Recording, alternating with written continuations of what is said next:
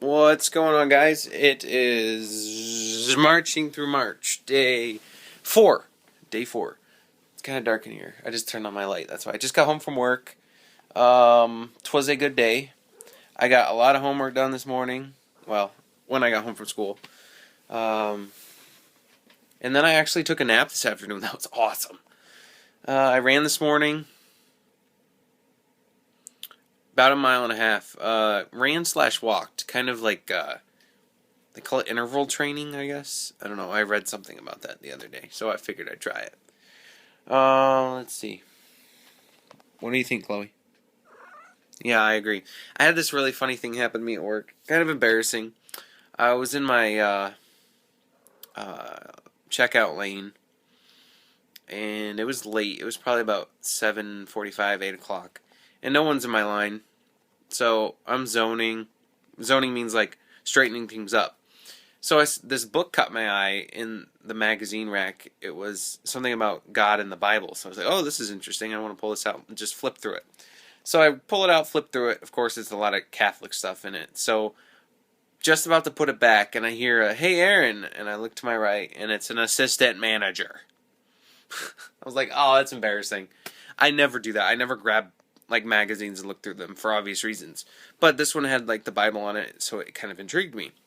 So he's like, hey, I appreciate you zoning, which, like I said, it's fixing stuff and making it straight and stuff. And he goes, but I don't think you need to be looking for the next Bachelorette in the magazines. I'm like, oh, goodness. That was embarrassing. I should have said something like, I don't watch that garbage or whatever, but I was a little embarrassed because I shouldn't have been looking through the book, even though there was no one in line. And everything was zoned because he came up to me and said, oh, I guess you guys zoned everything. I was like, yeah. But he had me to go do something else, so it wasn't a big deal. But maybe I need to watch myself a little closer. I think that would be good.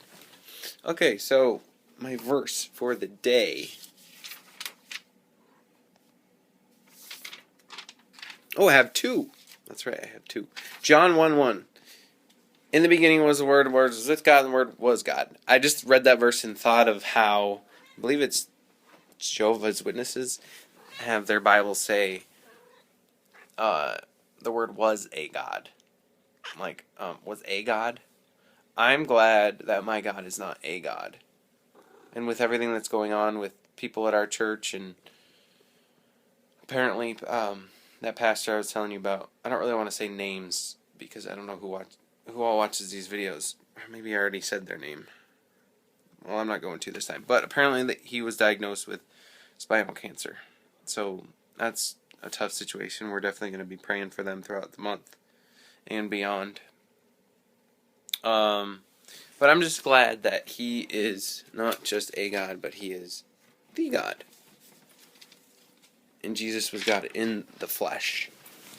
Let's see. Psalm 57, 1 through 2. Chloe, what's your problem? Sorry. Good thing this isn't sword drills. I'd be in trouble. Okay, 57, 1 through 2.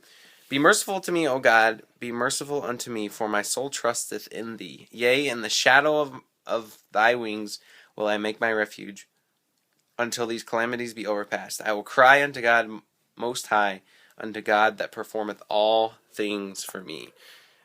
Need I say more? Do I need to add anything to that? Those are pretty awesome verses.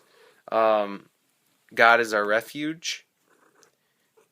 Yea, in the shadow of thy wings will I make thy refuge, until these calamities be overpast. That's, I think, oops, sorry, it wasn't on my face there.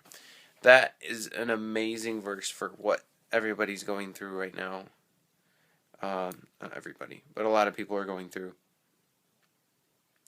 And verse number 2, I will cry unto God most high, unto God that performeth all things for me. He does all things for us. So that is a huge blessing. Today,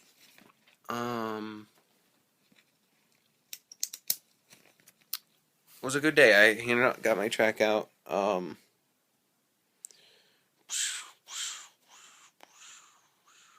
Like I said, I got a lot of homework done today. I was excited about that. And just in, let's see, I got home about 11:30. I ate lunch. Um, then I did finished a couple of my lab assignments with Visual Basic. Those are kind of fun when I know what I'm doing. The last couple I didn't know what I was doing, so now I do. So that's good. Let me see. Oh, I want to talk to you guys more about the sugar thing. I'm not saying, okay, there's 1 gram of sugar in there. I am not going to eat that. I think with that, it's more sweets. Like on on the list I printed out for myself, it says no sweets and limited sugar intake, or no excess sugar is what I said. So basically, I'm kind of judging it myself. I mean, there's things out there you go, duh, of course I can't have that. Ice cream, cookies, cake, whatever. But you know, I had yogurt the other day. It had probably about 10 grams of sugar in it. It's yogurt. I'm not gonna kill myself over. I gotta eat. You know what I'm saying? Um, so yeah, I'm not being a total. I'm telling myself no because with the sweets, it's more of, it tastes really good, and that's why I want it. So that's why I should tell myself no. So I'm not being liberal with it, but okay. Wednesday night, we are possibly going after church to Taco Bell because they actually moved the taco up one day. So I may use uh, the exception to the rule of eating after 8, but only that day and possibly one or two others, but that's it. So I don't think there's really anything wrong with that. I'm sticking to it. Otherwise, what I'm thinking about doing is if I do eat after 8, I should skip a meal either the next day or the day of. So I might do that. Alright, this is a really long video. I don't even know why. What did I talk about, guys? I don't even know what I talked about. Alright, we'll see you guys later. Have a good night, and we'll see you tomorrow. Day number 5 coming up.